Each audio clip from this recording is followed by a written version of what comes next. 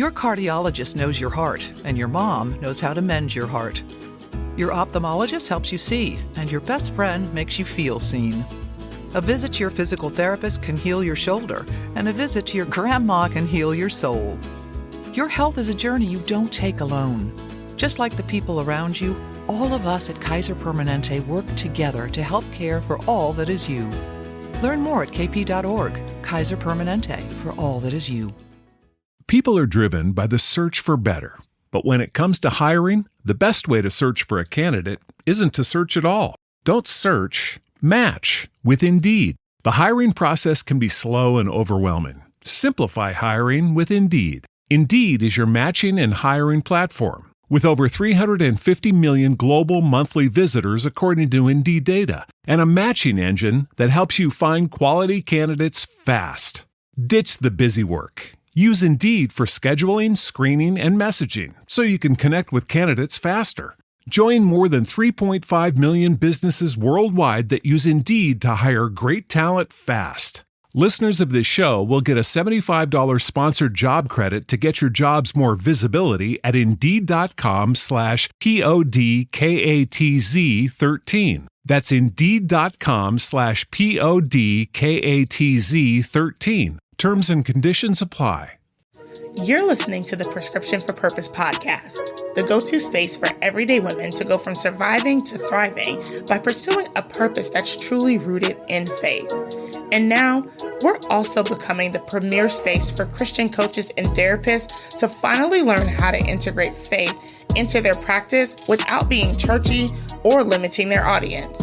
Each week, we'll merge biblical wisdom with practical everyday application so that you can be empowered to excel in every facet of your life and business. Are you ready? Let's get started.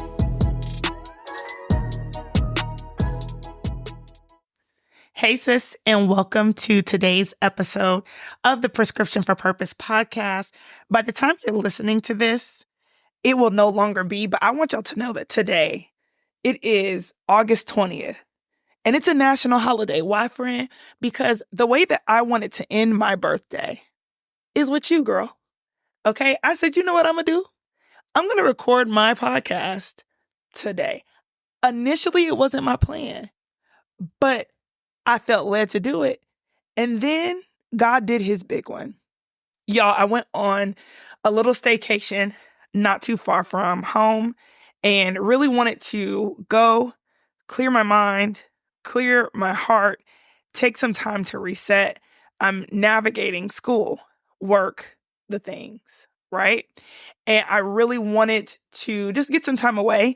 Also went to a couple of wrestling events. It was fire, okay? Had a good time.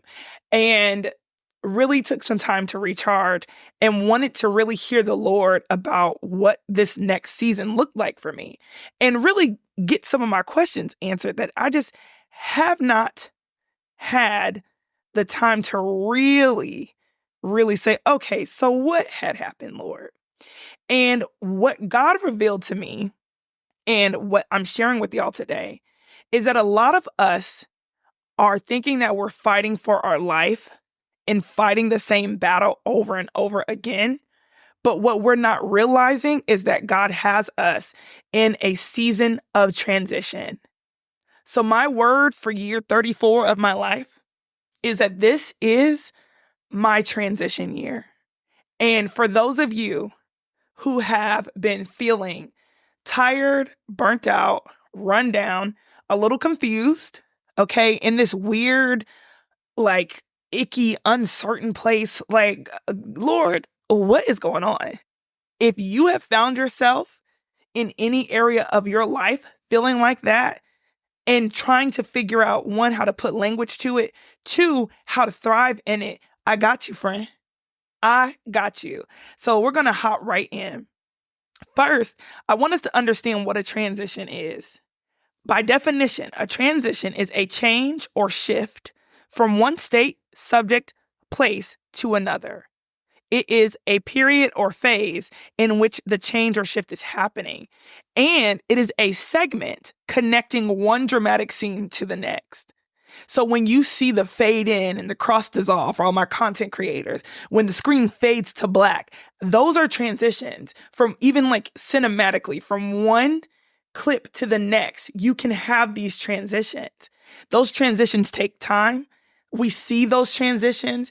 They're impactful. Some people be putting way too many transitions. That's a side note. That's a little ADHD for y'all. But some people be like, why is the screen swiping up? Like, what? This is too much. But those transitions are strategically placed in cinema, and it connects one dramatic scene to the next. And a lot of time, we are so ready to get to the next scene that we don't even know how to handle the transition. We don't even know how to have parts of our life that have loose ends. We're so uncomfortable with that. And what I want us to learn from the different phases of transition is how to endure and how to identify what part you're in. So before we get into all the evidence-based stuff, I almost said rigmarole. That's my word. Before we get to all the evidence-based rigmarole, I want us first to get to the word, to our first evidence base, which is, I want us to look at Ecclesiastes 7 and 8. And I'm going to read it from the NASB and the NLT. I'm going to read it from the NLT first. It says, endings are better than beginnings. Sticking to it is better than standing out. And in the NASB, it says the end of a matter is better than its beginning. Patience of spirit is better than haughtiness of spirit. And so the book of Ecclesiastes is traditionally attributed to King Solomon. And in this, he's given wisdom, right? So if you need wisdom, Proverbs, Ecclesiastes, James also did his big one. That's not considered technically a wisdom book of the Bible, but I love it. But he's talking about the purpose of life. And in this, Solomon, who's the wisest king of them all, is examining all of the complexities of what it means to be a human. Frustration, vanity, time. There's just so many things that are explored through this level of wisdom. And so in Ecclesiastes 7 and 8, when he talks about the end of a matter being better than the beginning and that the patience of spirit is better than haughtiness of spirit, it really is this discussion about beforehand about wisdom and being a goofy and then a life and death and all of these different paradoxes, all of these different, conundrums that we face. And so in it, there is this like superficial value placed on starting something, right? A lot of us don't ever really execute and follow through because there's a level of dopamine that your body or your brain releases that satisfies you enough to where you never follow through and execute. That's a different podcast episode. But today, I want you just to understand that that's why you struggle, okay? But there's all this superficial, like, let me get the stuff, let me do the things.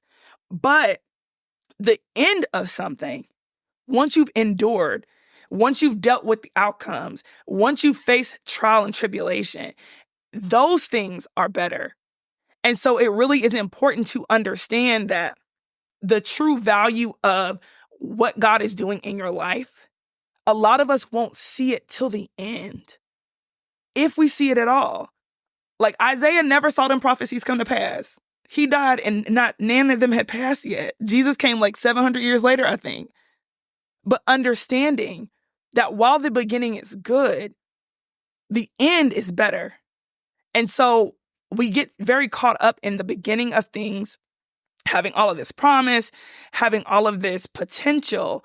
But when you get to the end, you've actually executed. You've done the things. You are maturing. There is fulfillment. There's wisdom that you have in the experience. And then when you talk about the attitude that you have to have patience of spirit. You have to be humble. You have to endure. You have to be faithful. Even with this podcast, I was excited when I started it, but honestly, there have been days, seasons, health scares, right? Y'all have heard it this season. The stuff that happens, life will life you.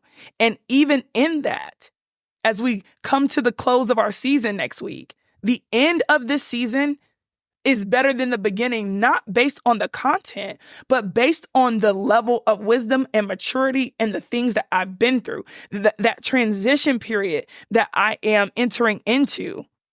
And so we have to really understand and start to value completion. We want to understand endurance and humility. And a lot of us struggle because we don't understand how those things apply, particularly when there's a lot of unfinished business. Let's call it that.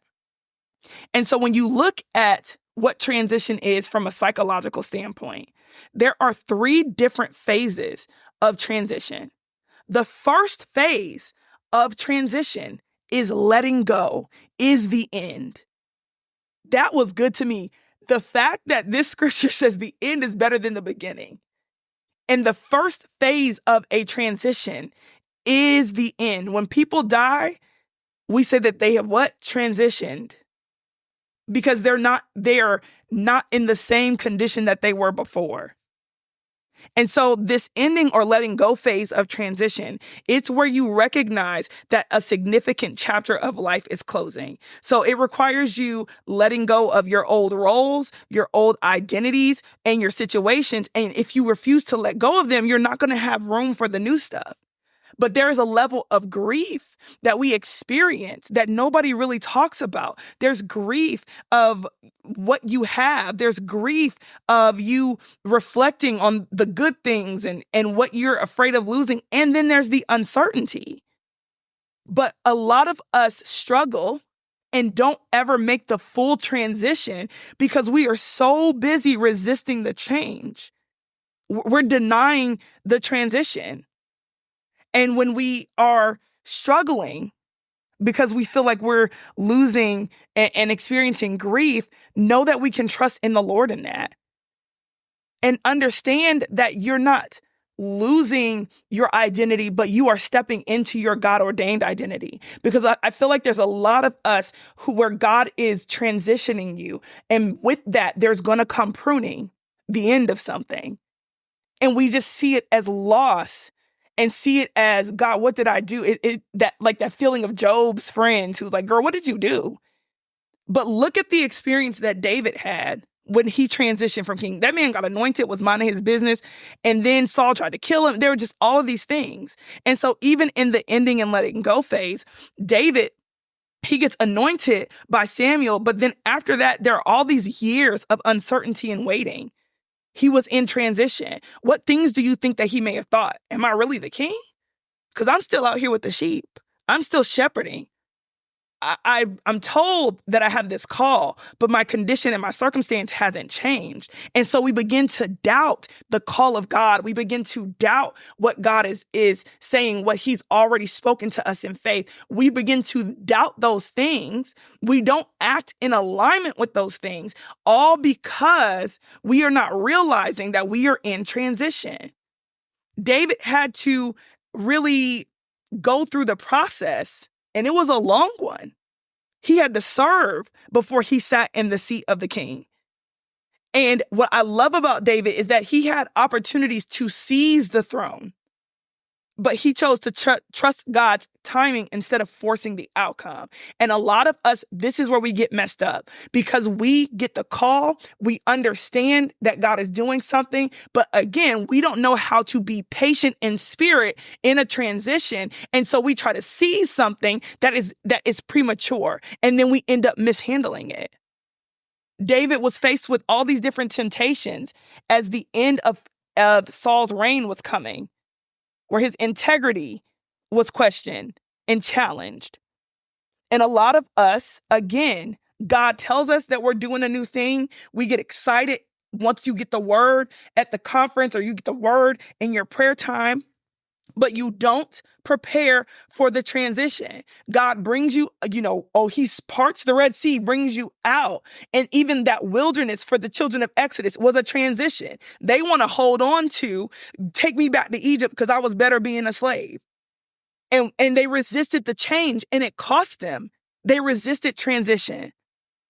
And so we have to make sure that we are avoiding the temptations to revert back to our old habits, to things that are common, things that God has already called us to let go of, right? David, even during his transition, during that ending phase, he's told that he's the king, but he's living like a fugitive. He's hiding in caves because Saul is coming after him. And he had to reaffirm his trust in the Lord. There's this level of identity confusion. Again, you call me to be the king. I'm serving. I'm playing the harp. All of a sudden, Saul turns on me, and now I'm in caves hiding. Did I hear you, Lord? Am I supposed to be king? But David affirmed his trust in God. And a lot of us don't do that in these transition periods. A lot of us face these identity confusion episodes.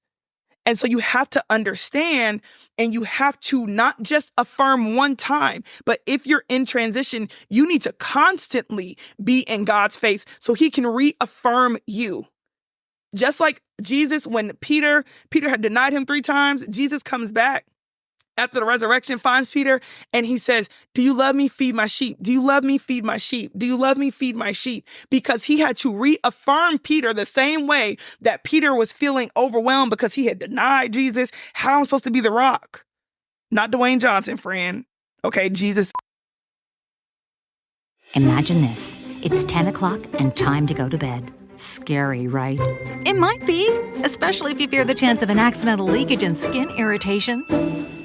Well, if that's the case, you need to try Tena Sensitive Care Overnight Pads. Its skin comfort formula acts as a barrier to help protect your skin and provides triple protection against leaks, odor, and wetness, helping you feel secure throughout the night. With Tena Overnight Pads, your nights will be smoother and your days brighter. Try them now and have a smooth night.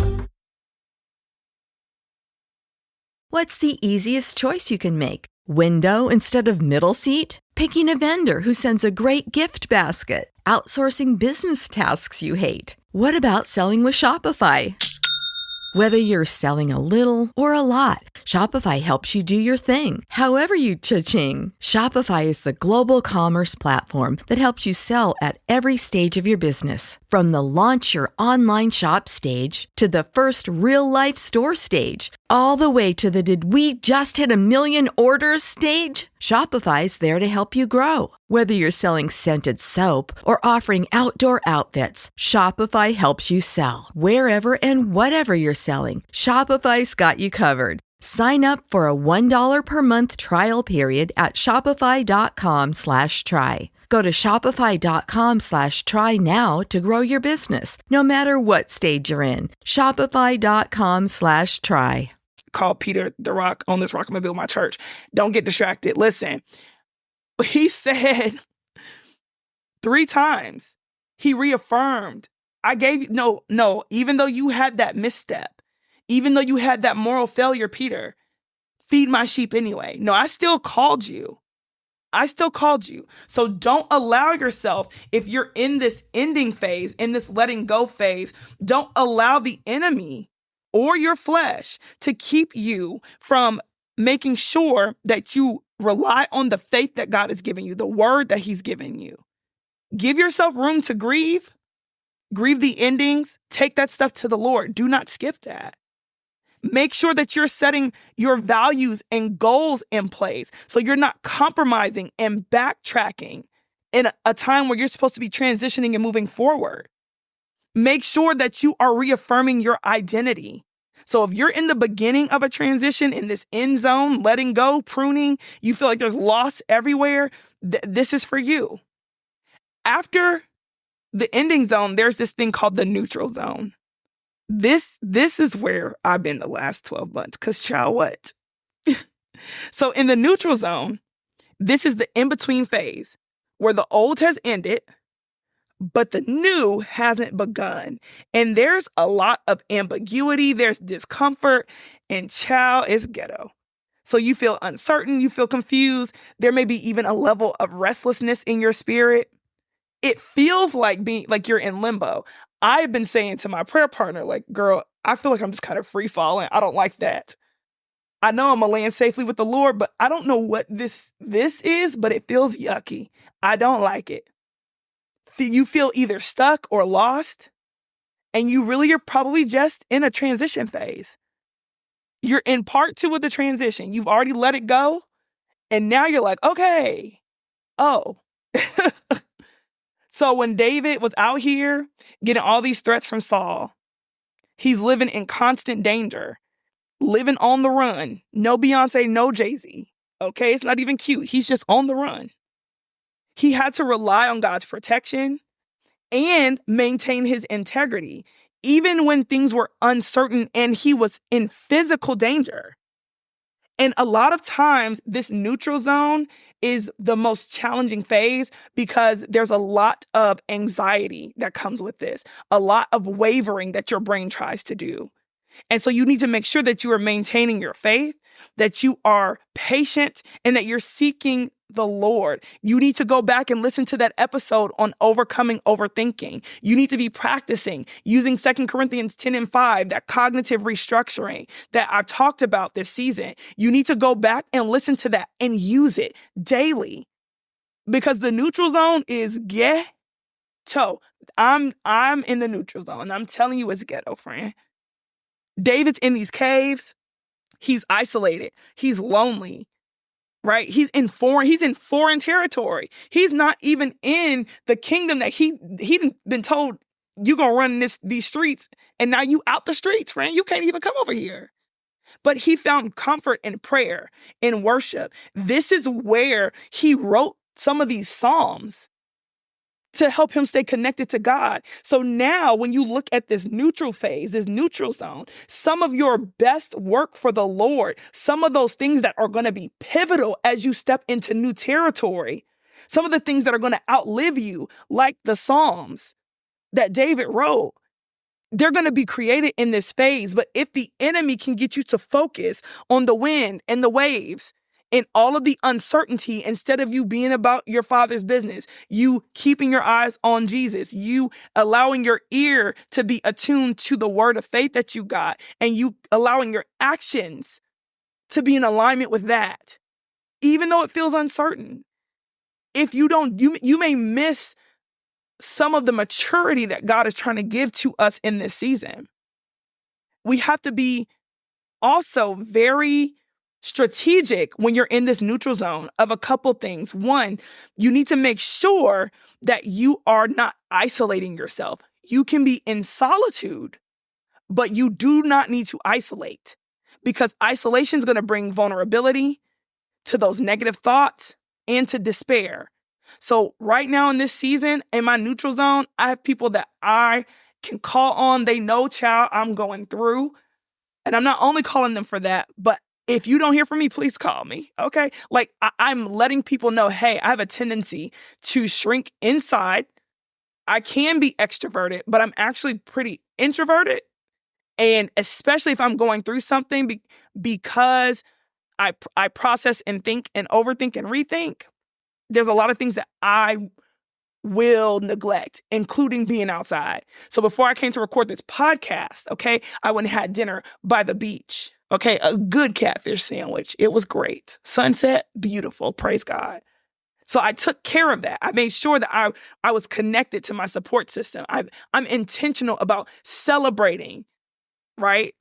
Celebrating today. Then listen to Gracie's Corner, it's your birthday, all the things. Even though the situation isn't resolved, I still have to be intentional, especially in this neutral zone, to choose joy, to stay connected to a support system, to make sure I'm socially connected, to have fun. David had all of this turmoil.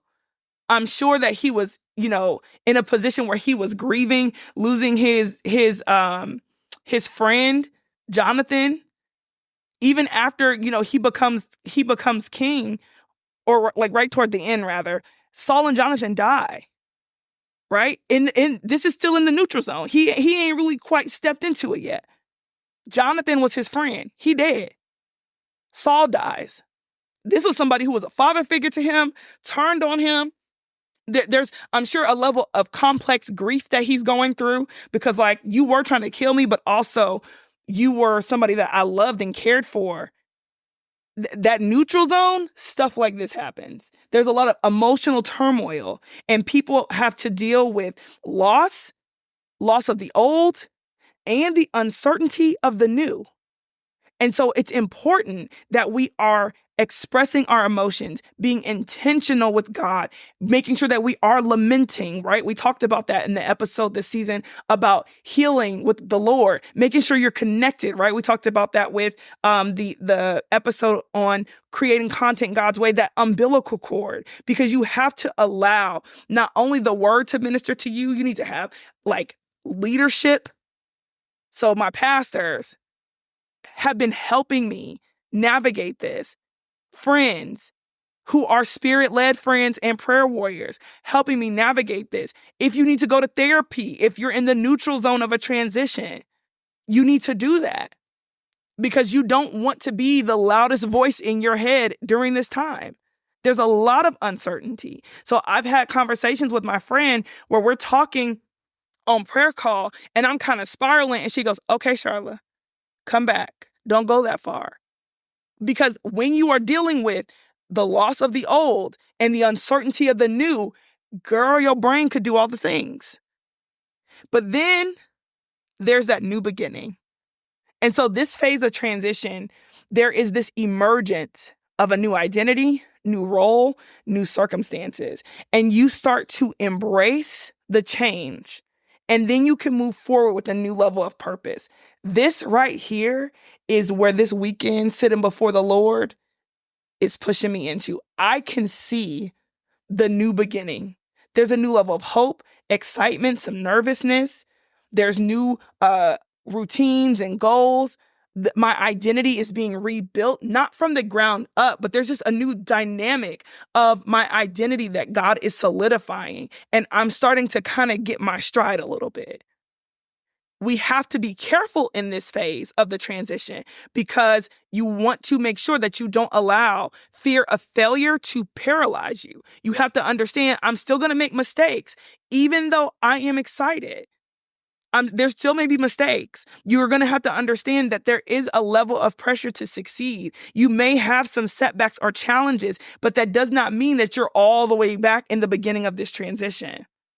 And so you see that when David, when he becomes king, he had to unite the nation. He had to establish his authority, and he relied on God and the guidance of the Lord and the wisdom of the Lord to move in a way that brought both justice and wisdom to really consolidate his reign. And so a lot of times, new beginnings can be great and fun because there's a lot of excitement, but then there's also still fear of the unknown. So you need to make sure that you are setting very clear and achievable goals, that you are relying on what God has said to you, and that you have the support system in place to help you. What is the support system? Over this weekend that I went away, my reset weekend, I had an appointment with a friend of mine who is a strategic execution coach because I am, again, venturing into YouTube. This is new. Y'all know it's been a thing, child. I delayed in disobedience, but I have been consistent and persistent in doing what God said. And I wanted to make sure as I walk into a new semester, right? So my class that I'm in currently ends on the 25th, which is Sunday. Monday, new class starts. And I want to make sure that I'm removing any barriers that are going to hinder my execution.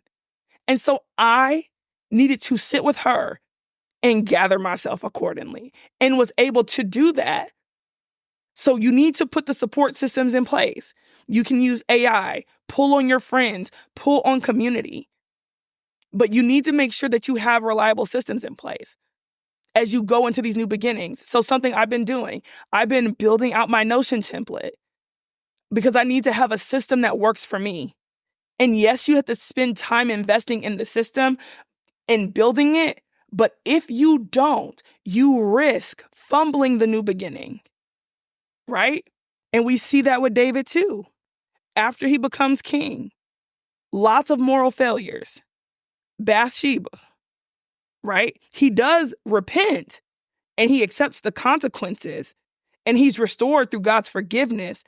But if he were in the position where he was supposed to be, right? The scripture always talks about like he was supposed to be at war and wasn't. If he was where he was supposed to be, if that system was in place, then we may have been able to avoid that. And so as you transition, right, we need to understand that with new beginnings, especially, there's going to be a level of humility that's required because you're going to have to learn how to grow. There are going to be setbacks. And we need to make sure that we are embracing accountability, that we are seeking God's forgiveness and repenting, that we have people that are able to rebuke us. So if I'm not posting on YouTube like I'm supposed to, I have people who will hit me and be like, what's going on? Because you said you were doing this. And then you course correct. And so I pray that as we come to a close with this, that you understand that there is value in completion, that you understand that you are going to have a level of patience and humility, and you're going to have to endure. But you're not crazy, friend. We're just transitioning. We can get excited that even when the stuff is ending, like, oh man, I know, I'm gonna go ahead and let this go because then I'm gonna move into that neutral zone. Just like when a car's in neutral, it can't move. We're fully dependent. This is where you learn to be fully dependent on the power of the Holy Spirit. And with that new level of maturity, you can be trusted in the elevation. So I want to congratulate you in advance on your elevation. I want to tell you, friend, you're going to be all right. We going to be all right. And so I thank y'all for allowing me, even as I embark into this new year of life, the space to come to grow as this podcast has grown from Goggles and Girl Talk to Prescription for Purpose to now, even though the brand is the same, us talking more about mental and emotional health God's way and really dealing with the evidence, both spiritual and scientific. I'm grateful. God has pushed me into this transition. And you guys have been able to see it. You guys have stuck around. And I pray that in whatever transition that you're in, whether it's career, whether it is relationships, whether it's ministry, that you really allow the lessons here to keep you grounded, that you are able to identify what phase you're in. Is it time to let go? To stop resisting? Do you need to be in neutral? Or are you being elevated into that place of a new beginning? So I pray that this blessed you. Thank y'all so much for just being here. I appreciate y'all. And I appreciate y'all being a part of this journey. I'm excited to see what the Lord is going to do. And what else, y'all? Thanks for spending part of my birthday with me, okay? Bye. Your cardiologist knows your heart, and your mom knows how to mend your heart. Your ophthalmologist helps you see, and your best friend makes you feel seen. A visit to your physical therapist can heal your shoulder, and a visit to your grandma can heal your soul. Your health is a journey you don't take alone. Just like the people around you, all of us at Kaiser Permanente work together to help care for all that is you. Learn more at kp.org. Kaiser Permanente, for all that is you. This is an ad by BetterHelp. What are your self-care non-negotiables? It's hard to make time for the things that keep you healthy, but being consistent with self-care is like working a muscle. And when life gets crazy, that muscle keeps you strong. Therapy is the ultimate self-care, and BetterHelp makes it easy to get started with affordable online sessions you can do from anywhere. Never skip therapy day with BetterHelp. Visit BetterHelp, HELP.com today to get 10% off your first month.